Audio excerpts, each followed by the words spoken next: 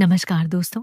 आज मैं आपको संत धन्ना जाट की ऐसी प्रेरणादायक कथा सुनाने जा रही हूँ जो बताती है कि सच्ची भक्ति और संत सेवा से भगवान असंभव को भी संभव बना देते हैं।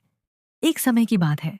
धन्ना जी के पिता ने उन्हें खेत में बोने के लिए गेहूं दिया था। धन्ना जी उन गेहूं के बीजों को लेकर खेत की ओर जा रहे थे। रास्ते में उन्हें कुछ साधु संत मिले।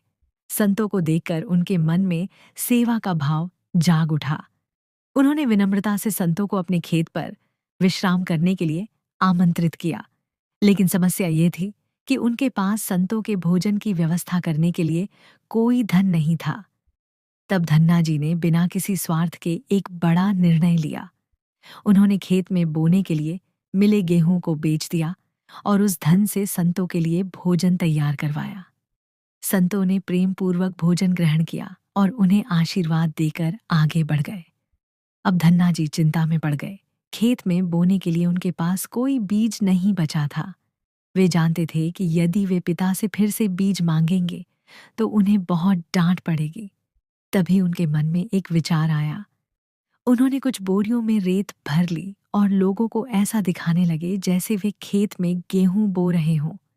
पूरे दिन वे भगवान का नाम लेते हुए खेत में रेत बिखेरते रहे। काम पूरा होने के बाद वे निश्चिंत होकर घर लौट आए। उन्हें विश्वास था कि खेत में कुछ नहीं उगेगा, इसलिए अब किसी देखभाल की भी आवश्यकता नहीं होगी। कुछ दिन बीत गए। एक दिन गांव के कई बुजुर्ग और उनके पिता उनके पास आए। सबके चेहरे पर आश्चर्य था। उन्होंने कहा, धन्ना, तुमने खेत में ऐसा क्या बोया है? हमने अपने जीवन में इतनी सुंदर फसल कभी नहीं देखी। ऐसा लगता है जैसे हर पौधा एक समान दूरी पर लगाया गया हो और एक भी दाना खराब न हुआ हो। धन्ना जी को लगा कि शायद सब उनका मजाक उड़ा रहे हैं। वे तुरंत खेत की ओर दौड़े। लेकिन खेत पहुंचकर जो दृश्य उन्होंने देखा, उसे देखकर वे स्तब्ध रह गए। जहां उन्होंने रेत बोई थी, वहां सुनहरे गेहूं की लहलहाती फसल खड़ी थी। पूरा खेत हरियाली और समृद्धि से भर गया था। इतनी सुंदर फसल उन्होंने पहले कभी नहीं देखी थी। उन्हें तुरंत समझ आ गया कि यह किसी मनुष्य का नहीं, बल्कि भगवान की कृपा का चमत्कार है। भाव विभोर होकर उनकी आंखों से आंसू बहने लगे। वे भगवान का स्मरण करते हुए रोने लगे। जब उनके पिता ने रोने का कारण पूछा, तब धन्ना जी ने पूरी सच्चाई बता दी। उन्होंने बताया कि कैसे उन्होंने संतों की सेवा के लिए बीज वाला गेहूं बेच दिया था और खेत में केवल रेत बोई थी। यह सुनकर उनके पिता की आंखें भी नम हो गईं। उन्होंने कहा, पुत्र, आज मुझे तुम पर गर्व है। तुम्हारी संत सेवा और भगवान पर अटूट श्रद्धा ने यह चमत्कार कर दिखाया है। आज से मैं तुम्हें कभी नहीं रोकूंगा।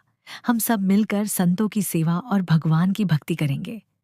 समय बीता और जब फसल काटी गई, तब एक और आश्चर्य सामने आया।